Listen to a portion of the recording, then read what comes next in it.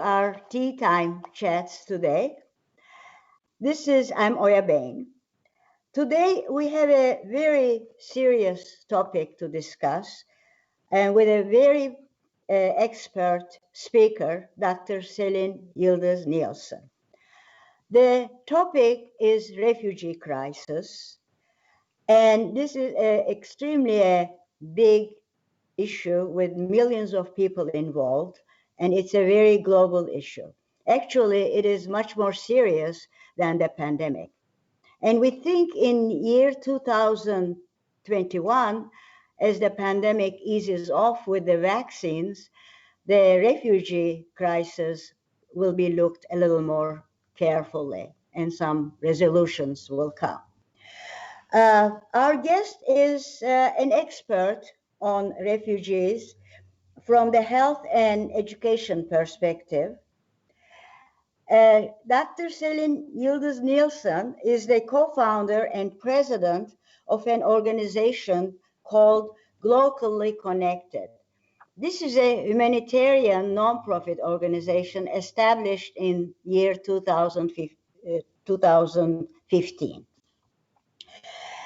She has worked in migration-related work for the last 20 years as a director, professor, coordinator, manager, instructor, and consultant.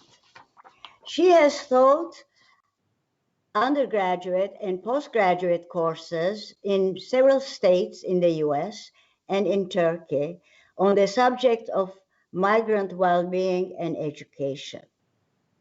Dr. Nielsen led projects providing educational assistance to teachers in Syrian refugee camps in southeast Turkey during her time as a visiting professor in the region.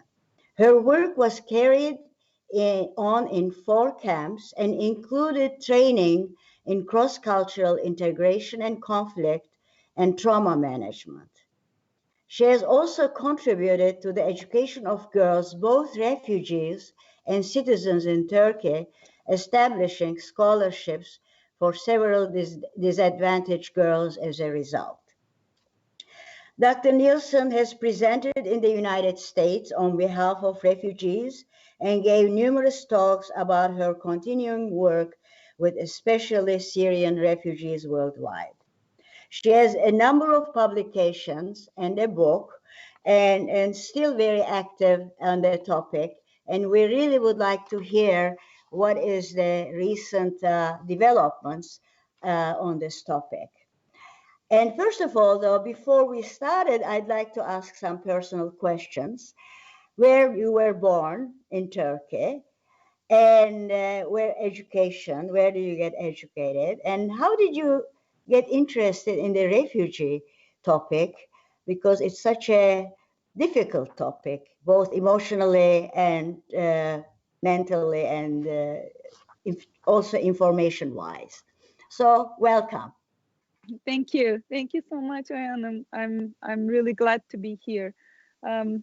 I was born in Ankara, Turkey, and I completed my K-12 education there in Ankara College in Ankara, Turkey. And then we immigrated with my family to United States. My parents worked for the American State Department, and so we immigrated to California. And I went to UC Berkeley for my undergrad, and I went to UC Riverside and Cal State University for my master's and PhD education.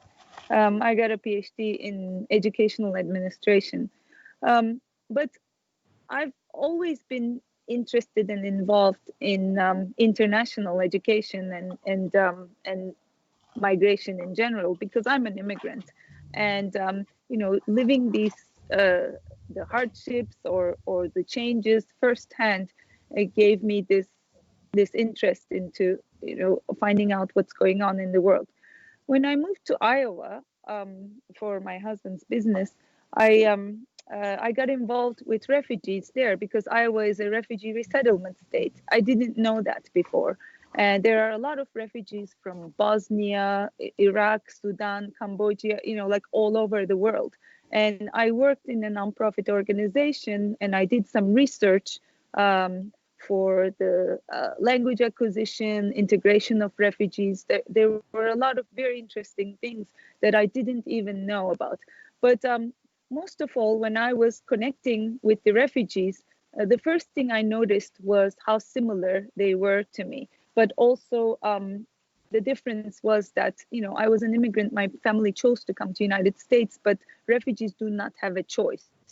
So that was one of the things that really, really stood out for me, that refugees, when they leave their countries, it's a life or death situation. So it's not for a better life, it's for life, basically. So that is sometimes overlooked in the rhetoric in the world, in social media and everything, because people lump refugees with other immigrants, and it is really not the case. So starting from there, that's how it is. Can you tell us your experience in Turkey and give us an update? What is the situation now? It's been 11 years, almost 10 years, started in 2011. And what is happening? We hear all kinds of news items, but we really know in depth what's going on. I want to tell you that Turkey has the largest number of Syrian refugees, and you really don't get any information in the West about this topic. We hear about the European countries, all their focus is how to keep them out, using all kinds of means, and it's always written up, burned camps, refugee being killed at the border or put in a boat and let out into the sea without any help. So, and Turkey is never mentioned. So please give us some information on what you have done and where it is now. So let me tell you, I have gone to Turkey to Gaziantep region in 2012, and the refugee situation had just started. But Turkey is not new to refugees. We had also hosted Iraqi refugees before. There were many, many times that, in the Second World War, refugees from France, Jewish refugees. There were refugees in Turkey. Turkey had an open door policy to refugees for throughout history, basically. So when I was there, equipped with my knowledge from United States, that I knew that it was a long-term situation, and I wanted to find out about what is going on, and nobody knew at that time in 2012 what was going to happen, and if it's going to be over in a few months, the Assad government would fall, and refugees would go back to Syria.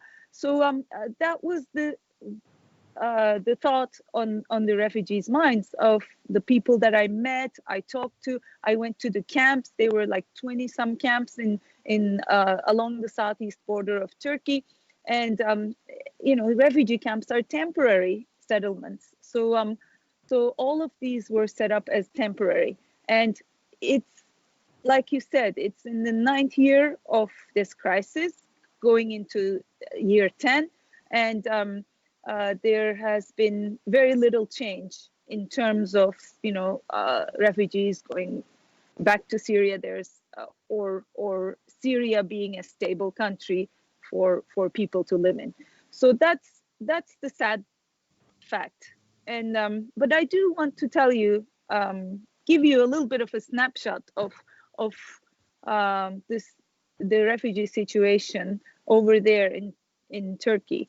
Like you said, Turkey hosts the most number of refugees in the world, close to 4 million refugees, more than 3.5 million being Syrian, and also from other countries like Afghanistan, Sudan. There are many places Turkey also hosts refugees, not only Syrians, and this is a very, very big issue.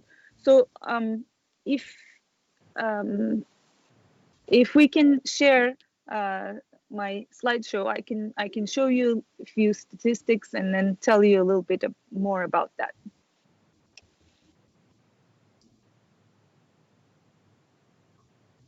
So if we can go into the first slide, I can show you.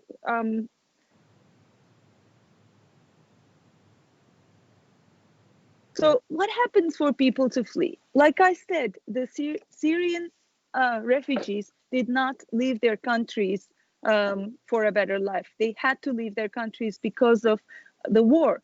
I have talked to personally people who were living near Idlib, near Aleppo, inside, like going to school, working, maybe in the countryside or in the city, living just lives like you and me.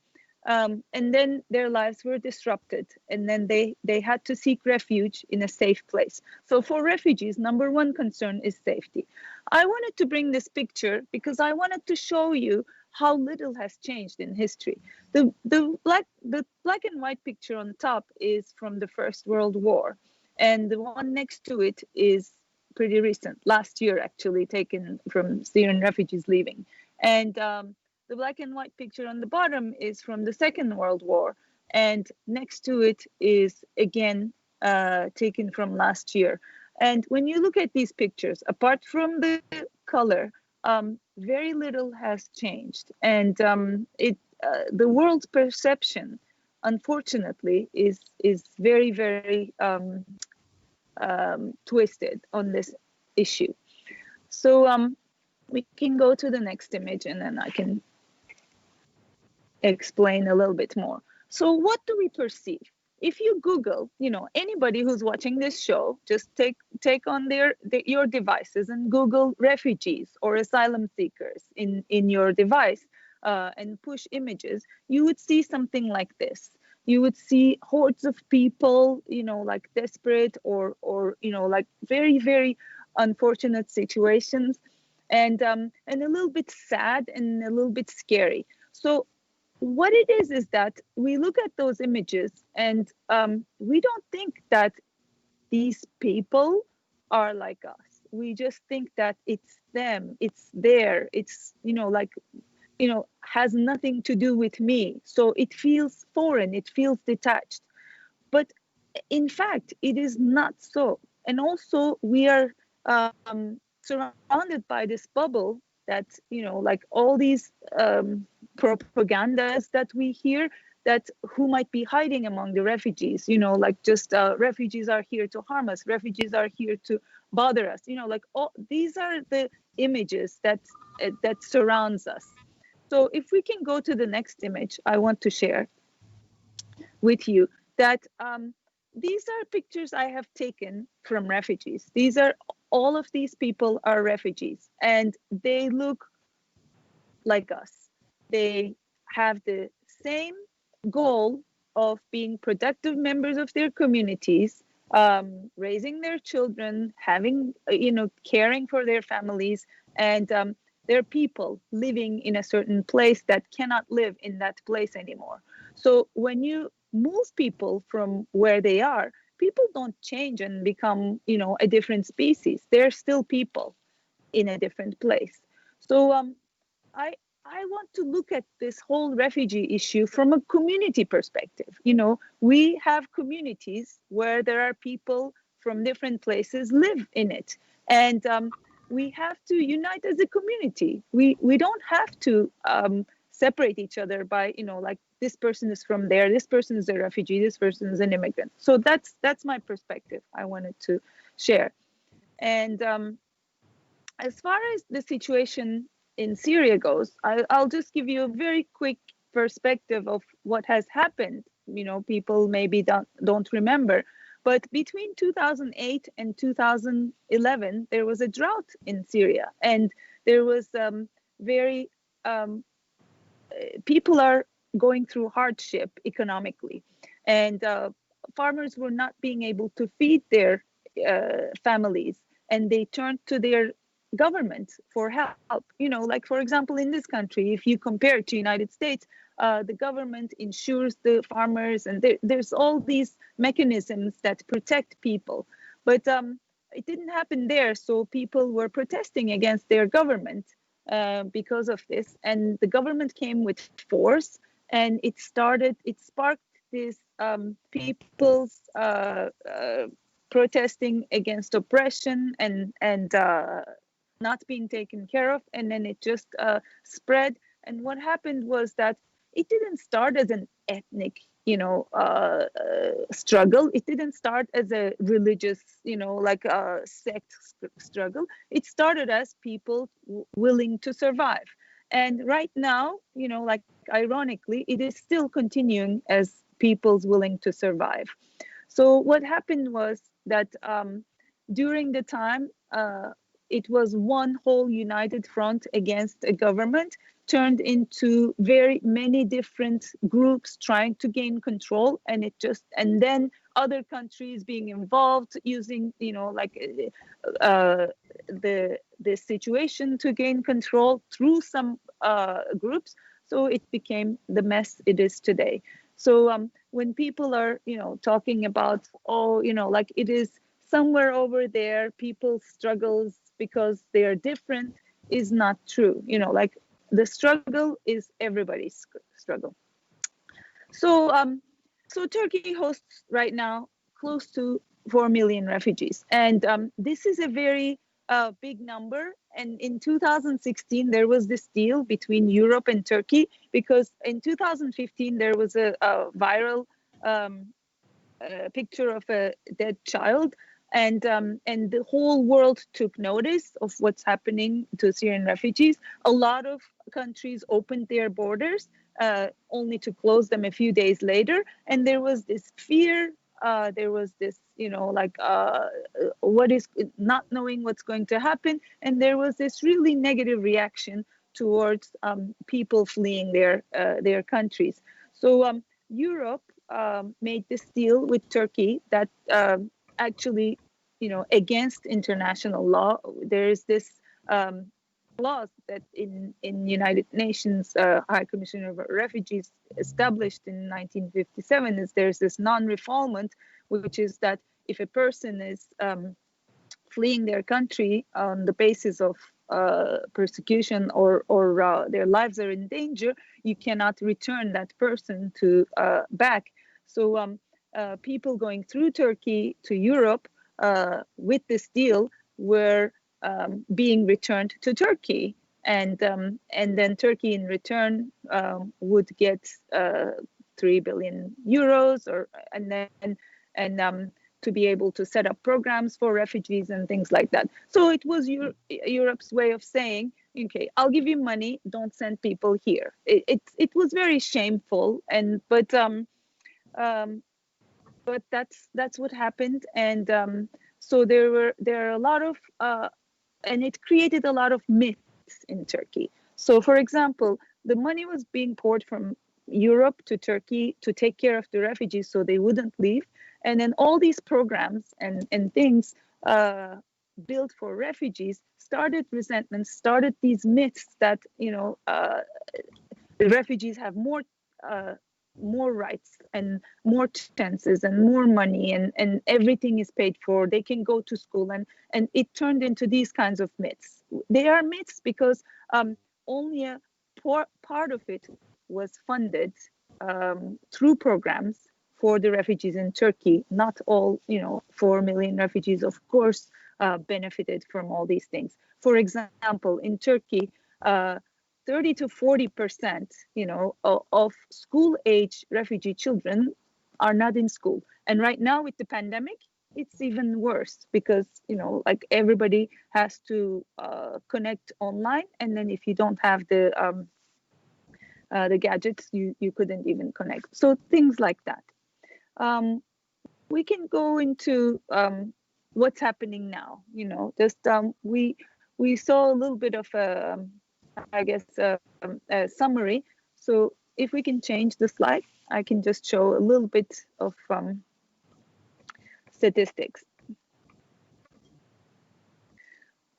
So as we saw that refugees throughout history were, nameless, faceless, stateless, homeless, and pretty much without a voice because they just are not where they're supposed to be. And now with the COVID, a health risk. So there are a lot of things happening now because people are not only scared of their rights being taken, but right now that people are worried about spreading a deadly virus. So let's change the slide, and then so in Turkey the numbers, there were big curfews and very limiting factors for to limit the virus, and it was working for a while. But then in the fall, like with cold season and opening up the I guess the businesses, there has been a big surge again. And what does it mean for the refugees? So I looked into what it means for the refugees. I have been trying to find numbers, but it is very difficult to get the numbers, and I'll get to that later too. So if we can switch the slide, I can show you. So you can see that in Turkey there are total cases, like about 2.1 million cases in Turkey, and also there's about 20,000 deaths because of COVID. And of course, like there are words that like we don't know the actual number or anything, but what we can say is that it is spreading and it is a health risk. So what does that mean? If we can just switch the slide. So this is the when the Syrian situation started and then people started fleeing into Turkey, most of the refugees stayed in the border parts of Turkey, like closer to Syria. But then there were also a lot of them traveled to West, some of them to cross the sea to get into Greece, to be resettled into another country in Europe, or to be a refugee under UNHCR, not under Turkish protection. Or some of them went to Istanbul because big cities, better opportunities to find jobs or start a new life. So that's why wherever the population is high, refugee population is high too. And there's also a lot of the refugees went to Western Turkey. And what I have seen in the Western Turkey is that it's an agricultural part of Turkey. And there are lots of seasonal workers, usually come from Eastern Turkey to Western Turkey in the seasons. And but this time, the refugees traveled there, also working as seasonal workers, of course, could not go back to where they were before. So they stayed there in these makeshift camps, and not government, sponsored camps, but the makeshift areas where they live together near the fields. And the health situation for those refugees are a little dire because and they don't have real settlements. The thing about we can continue with the next slide. I just wanted to show you an overview. So you can see that there are a lot of children and not going to school, and there are a lot of workers that are in need. So there have been some statistics looking into the refugee situation with the COVID in Turkey. They can go to hospitals and get healthcare, but there are some things that stop them from doing that. Because they're in a vulnerable situation, they're refugees. Already the perception is that all refugees are taking from us. Refugees are, like cluttering us and causing crime, and like all these myths that are already there. So refugees were very afraid of going and seeking health care because of these fears, and they were fearful that like if they sought health care, then it would be, like they would, if they have COVID, then maybe they would be deported or anything like that. So there was a very reluctance towards seeking healthcare. So we can go to the next slide. Here, this is in Turkish, but I'm going to explain. So there was this survey done with the SDMM and ASAM in Turkey. These organizations work with refugees. And so in this survey, are you doing, the first one says that, are you doing anything you can in order to prevent? And then, 78% said yes, like some of the things, trying to protect yourself. And there's also children's, like vaccinations.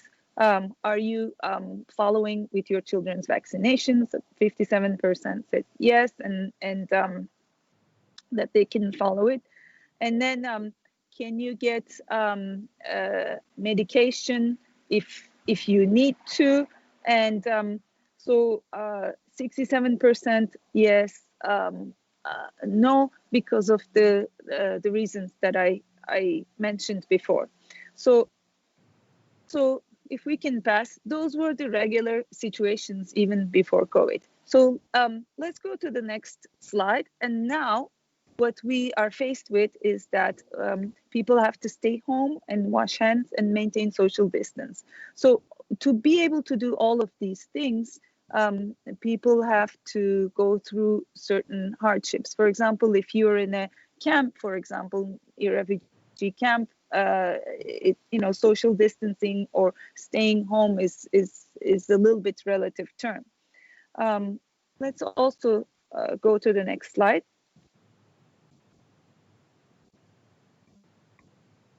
And so they asked refugees, where do you get your information? So this is a very important point, because where there's a plethora of information, there's everybody is saying one thing, and social media is exploding with like fake news and wrong information. We wanted to know where the refugees get their information, and most of them get it actually media and social media, basically within each one's bubbles. And then it was pretty much 64% gets it from the media and social media. And then about 19% gets it from people that are close to them. So they find out from their neighbors, their friends. And then there's a very little, about 6% gets it from nonprofit organizations. And then there's about, 5% gets it from the municipalities and so forth. So getting the right information is important. And, how much we reach to people is actually happening with social media the most of all. So let's pass this slide. And so what we see is that a lot of the Syrians, like I said, can apply for healthcare. They are eligible, but what happens is that there's a big number of them that are not taking taking advantage of this because of the fear. So and most of them are pretty isolated. So I have asked time and time again, because I can't find the numbers of the, among the refugees, the COVID cases. There aren't that many refugees that are, what I hear is that are infected because they're just very isolated from, especially with these camps, they're isolated from the others, and now isolated within themselves. It's but it has this another effect, which is, of course, the similar effect to the rest of the nation is that we can change the slide. And because of COVID-19, about 69% of refugees in Turkey lost their jobs. The reason for that is we can change the slide, and we can change it again. The reason for that is most of them are in service industry. What happens is, what they do is they're either work in agriculture or service industry or daily jobs. So those are the jobs that were affected the most with COVID-19. So and also we can change the slide again. Where they live matters a lot. If they're at home, that's one thing. But if they're in these makeshift camps, that's another health risk that we have to keep into consideration. And let's change the slide 2 times. So, which also brings us to education. Like I said, there's about 30% of school-age children that are not in school, and right now, people are doing online education, and from these, like 70% of the children that are involved with school, there's about half of them are involved with the online school. So that really leaves a big lost generation that is not going to be educated. Education is very, very important in human development, and also for us and for everybody to become productive members of their communities. And being away from education is, to me, is a disaster. And one of the biggest disasters is that not having any source of education. So those are the things that are I'm alarmed about for the next generation. Whereas we're in 21st century, there's so many skills that are needed to be productive, to get into the labor market, and we are leaving behind this whole percentage of people. So that's something very big on my mind. And it is possible, it is possible to include refugees in the education. There's a lot of help, there's a lot of resources, but it's not enough. We need more, and we need more help as as countries that are hosting refugees, and also nonprofit organizations also. So unfortunately, these are the places that lack the resources most. So let's change the slides just a few more times, because let's change the slide again, and one more time.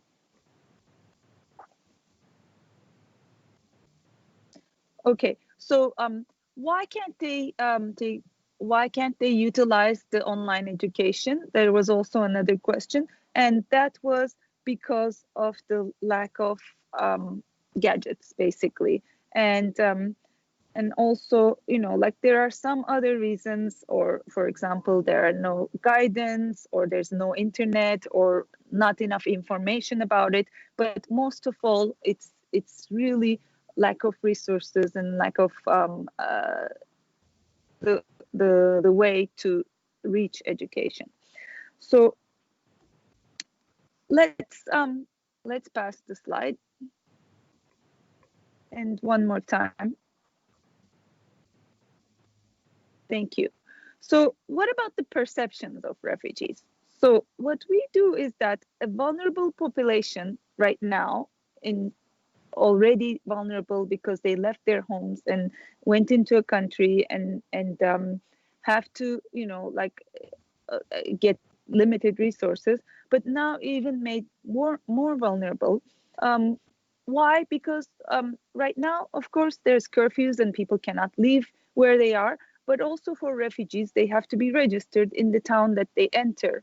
And once they're registered in a town, and sometimes, like they go to different towns and then register. So once you're registered in a town and you're a refugee, you have to stay in that town because like the aid and resources and everything is according to that. But if there's a job somewhere and you leave and you go to another place, and then let's say you get sick, you are really reluctant to seek health care because you are not registered there. And then if you are caught in a place where you're not registered, there's this fear of, what is going to happen. Maybe I'm going to be sent back to a place where I don't have a job. Or so that is one of the issues, for example. And these makeshift camps, there's not much knowledge about it. Like there isn't, apart from some nonprofit organizations, there isn't much knowledge of what is going on. The government is trying to integrate the Syrians into the society, into the towns, but not all of these are known. And so fear is always stopping people. Like what people already traumatized and fearful of what's going to happen to them are even more fearful now, is that like what is going to happen to me if I get sick, or how can I protect myself not to get sick. So those are some of the things that are very, very important.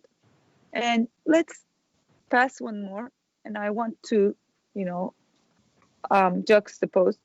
For example, these are some images that, like I said, that people think that, oh, it's happening over there. But the first image is actually from here. There are asylum seekers here that are really in dire situations as well. And then the second image is at the European border when people are trying to get in. Like I said, when the right before COVID situation started, Turkey opened the borders to Europe, disregarding the 2016 the agreement, because there were more needs, resources, but then they weren't being met. So refugees decided to leave Turkey, and Turkish government didn't stop them. But what happened was, right at the border of like Greece and Bulgaria, people stopped them and didn't let them in, and we had these horrific scenes, and like you see here, just people at the borders trying to go to places. So don't think that this is only happening on the other side of the world. It's happening right where we are too. So those are some of the things that we need to be really conscious about. And so that's and let's pass the last. So what can we do then? These are the things we just feel that does the refugee situation disappear because of the pandemic? The answer is no. Of course, it's not disappearing. There has been some ceasefires, in the Idlib area, and but there's just there's still about 1 million refugees in the southeast border, and there are refugees on the European border, and violence is not stopping. So what's happening is that, yes, just like Oya Hanım said, that pandemic will stop one day. There will be, we will overcome it. But what's going to happen is that refugee situation, unless we acknowledge it and we do something about it, it's not going to disappear. And right now, people choose to ignore, thinking that it is not happening here, it is somewhere else, it's them, they, and so that attitude is actually the biggest problem. So what can we do? Let's change the slide, and then these are some of the suggestions that I can advise with all my experience.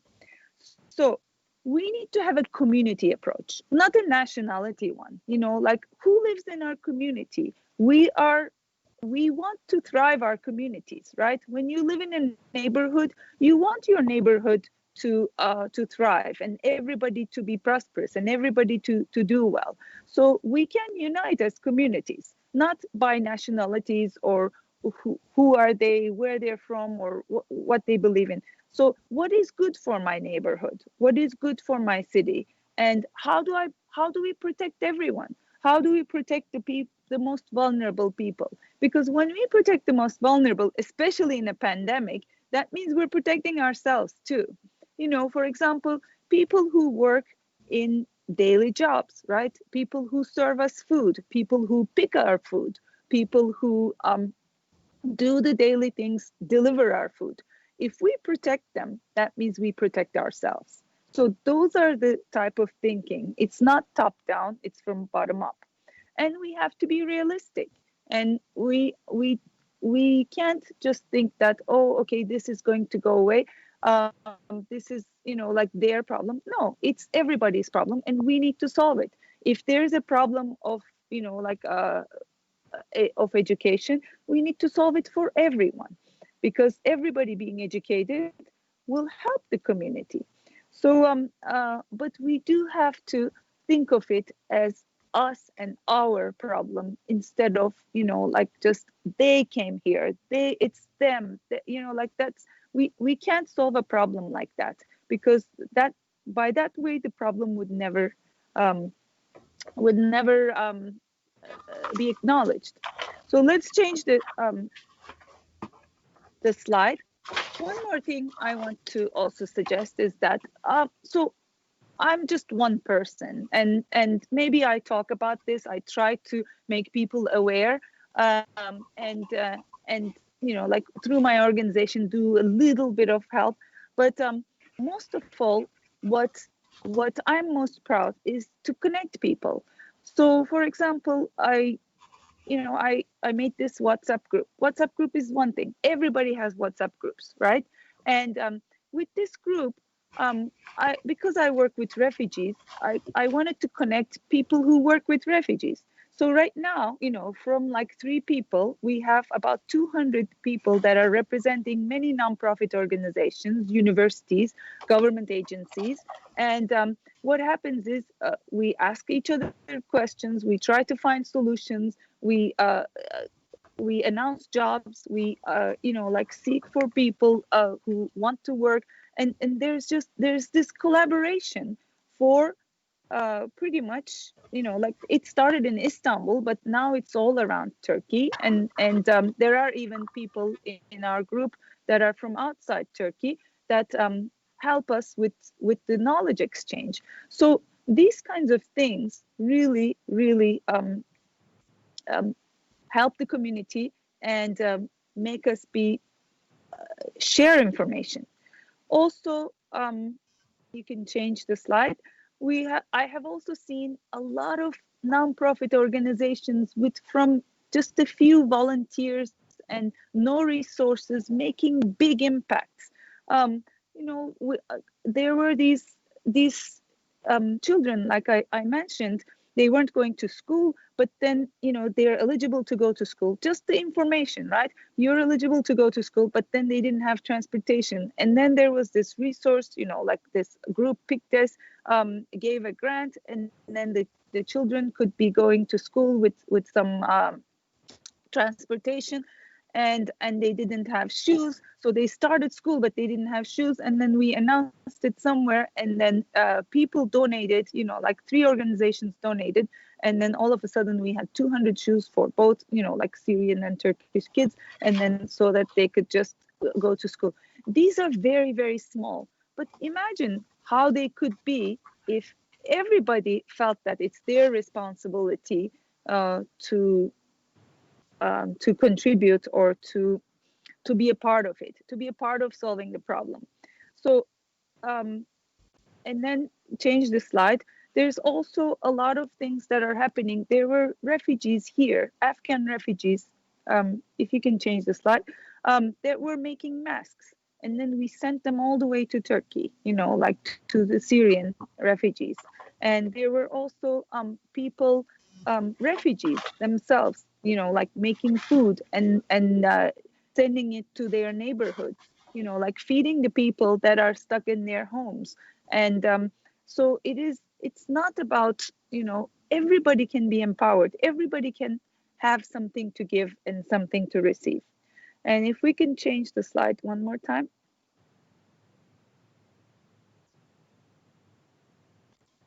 Maybe if we can change it one more time. So I have some suggestions. What can we do now? The most important thing is that we need to educate ourselves. We need to educate. We can't, fight a pandemic by protecting ourselves only. We have to protect the most vulnerable. But what also we need to do is that we need to find out what is happening in our community, what is happening in the world, and we need to know, and not only from our bubble, not only from propaganda, but we need to search the resources. We need to see, what are the research on it, what has been done, and what is lacking. And so we need to educate ourselves, not just fall prey to propaganda. For example, if we hear something that seems outrageous, let's find out about it instead of spreading it. For example, when we hear outrageous things, our first knee-jerk reaction is that, just text it to someone else or to our group or something like that. It outraged us, right? Well, let's take a moment and find out if it's real or not. So that's a very, very big thing in order to, prevent false things. And then we have to think of communities. I want everybody who's listening to this to pay attention to who lives in their community and what can we do for the most vulnerable. And that's very, very small and simple, but we can do it. And we don't have to take care of everybody all around the world, but doing it with our community and everybody doing it for their community, and wherever their community is, you can maybe have a WhatsApp group that has people from all continents, or maybe you have a group of neighborhood group. It doesn't matter. Just whatever it is helps. And try to see what is happening with the refugees, and try to educate yourself what is going on in the world, why are there so many refugees in Turkey, and what can we do to assist, what is going on there. And the perceptions too, the perception being that, there are so many refugees, so it must be bad, is a misconception. It doesn't have to be bad. We can't, America is a land of immigrants. People are from all over the place. People can live wherever they are from in unity. It's just that we have to know who's living among us, and we have to be willing to be united, no matter what unites us. So those are my little very humble opinions, and based on my experience, based on what I have seen, and I hope I hope that we can openly talk about these things more. And I would love to have people ask questions. I want to hear more questions, more because the more people ask questions, the more we come closer to the truth, and instead of fake news or propagandas or myths. So that's all I have today. If you can change the slide, you can just see my information. And if anybody wants to connect to me, and if you want to see what we do in my organization, or ask me questions, please feel free. Thank you, Ayana. Well, I wanted to ask a few questions. We have a few more minutes, I hope. Now, there's an organization for every possible cause, Turkish American organization in the United States. We have political, non-political, cultural. Is there anything formed to help the refugees in Turkey? Is there any organization, for example, Bridge to Turkey funding? We help the needy in Turkey. Çağdaş Yaşam does the educational aspect. So would you think of forming an organization aimed targeting the Syrian refugees? There are others also, and helping, at least we can do little fundraisers. I mean, that's we can do from here. And then understanding the issue, we have you, which is so put it so passionately.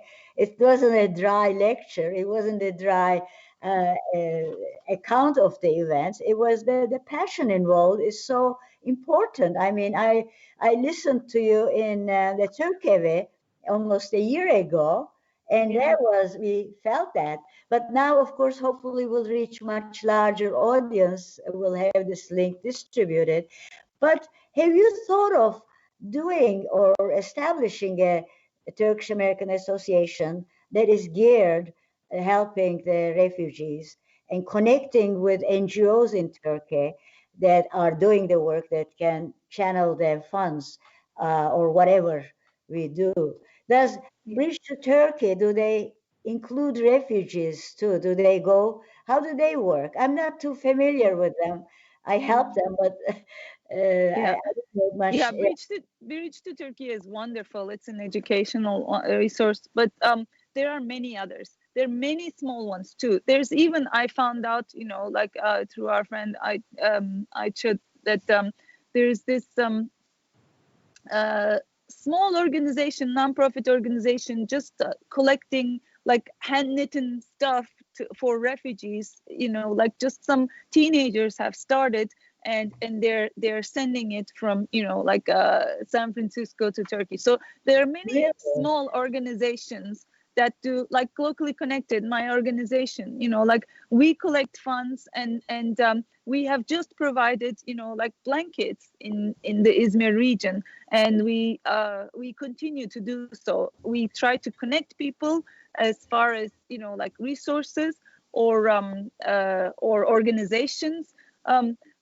As far as I know, there are many small ones. I can have a list of them and you know, share them with you. You can share it on your website. That's a possibility. The thing is being aware. You know, like if a person wants to do something about the refugees, it's you can find out. You can find out how to do it. There are many organizations, but I do understand. There are people, for example, people want to usually use bigger organizations in order to, you know, because they're not familiar with the organizations, or for example, they don't know how much of it goes to the refugees or anything like that. I would say use smaller grassroots organizations. Most of it goes to the refugees that way. Yeah. But I know that it's hard to get to know them. How about the Turkish Philanthropy Fund? Should they list what organizations they give their funds to? If we send for the earthquakes, for example, then they give us back a report. It went to AÇEV or different organizations. They work very transparent, and it's a well-known, established organization for many years. Is there any way you can work with them and have them promote the idea that this is going to be used for refugees? But I think in it we should include what Turkey has done in the last 9-10 years.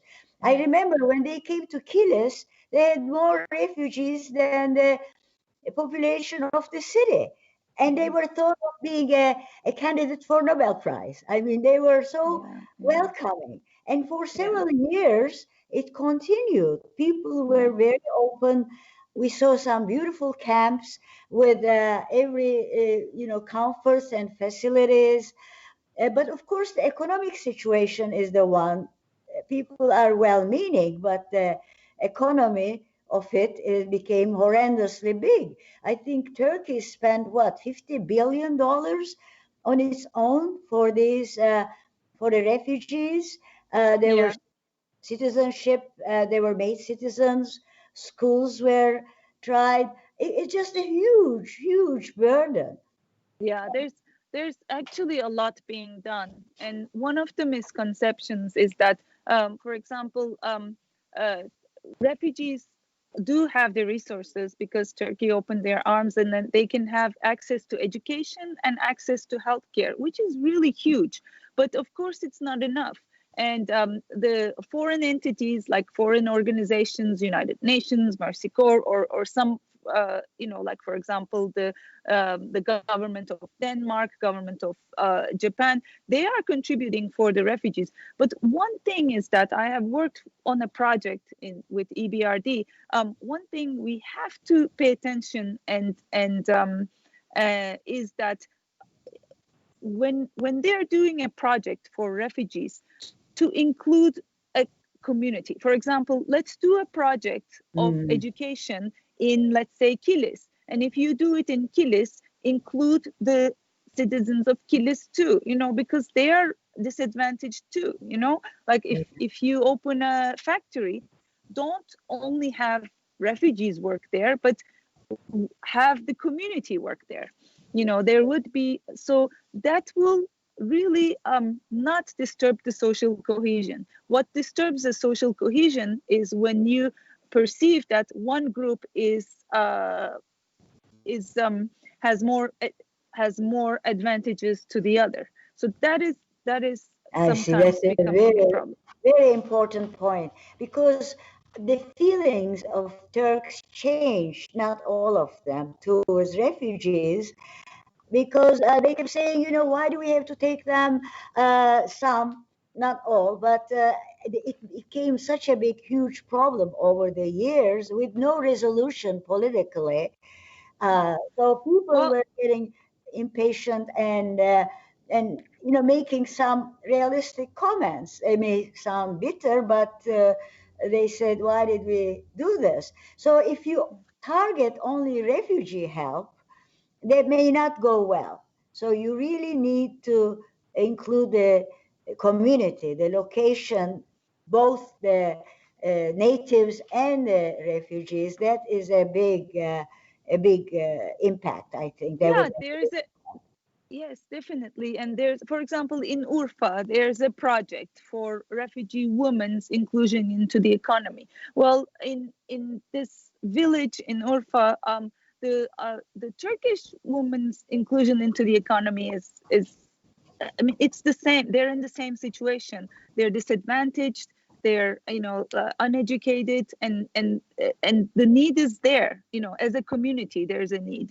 So singling out refugees created this actually perception, which is not real, maybe because that project could be like for, let's say, 1,000 people, but then there's millions of people that don't take advantage of that project. But then the project's news gets bigger and everybody thinks that, like the refugees have more rights than me. And then that perception would, of course, make people feel like, my daughter is just, having a nervous breakdown because she can't go to college, and then this refugee just can waltz into college. That perception, it's not a real perception because the numbers don't support it, but the perception alone will, cause breaks in the social cohesion. Yeah, I can see the problems much more complex than. How is the language problem now? Syrians and Turks are very close throughout the Ottoman Empire. There was a great overlap. I have relatives of Syrian origin. So I'm sure there was a good connection there. But how did the language issue work? Did they learn Turkish? Language is a big problem because it needs to be taught. And for example, people living in Turkey need to learn Turkey to survive. They need to learn Turkish. They need to learn Turkish to work, to be able to go to school. So that it is a need. But also they don't want to lose their heritage, their language. So that's a dilemma. And of course, it is not well received when there was, like bilingual education was offered in Turkish schools, it became a nationalistic issue. But I think it is important to be able for the Syrians to learn Turkish, but to be also keeping their native languages as Arabic as well. Well, some countries do offer bilingual. In the United States, Spanish, and Canada, you have French and English, and it adds to a country's cultural wealth to have both Arabic and Turkish offered. Well, it's easy to talk from outside, but you forget the issue because it's the underdog. Like the pandemic affected everybody, rich and poor. So it became number one. It affected the richest countries. So that has become a number one issue. But in the refugees, it's all underdog by the nature of the events. So it does get forgotten or looked down. But hopefully with the vaccines, the pandemic situation will be under control, and the world may focus on this horrible, catastrophic issue more. I mean, just Turkey. I was reading about Rohingya refugees being sent to an island. Everywhere you look, there are horror stories. Well, anyway, we should finish on a good note. And thank you, Selin. It's always wonderful to hear your speech because you add so much human emotion into it. And we should have more. I know you will have more programs, or we'll have more programs on this in the coming months. And thank you and Happy New Year. And Thank you. Happy New Year. Wonderful, wonderful work. And put us on the on our WhatsApp group, the organizations that do collect, that do raise funds for localities. So locally has a very important meaning. I think it's a very original, very new, but it has always been there. The issue has always been with us. Thank you so much again. And a big hello to all the friends in California and your family. Thank you so much, Ayhan'ım. Thank you for giving me the opportunity. Well, I hope to see you again soon. Yes, you will. You will. Thank you so much. Okay. Bye-bye. Good night. Bye-bye.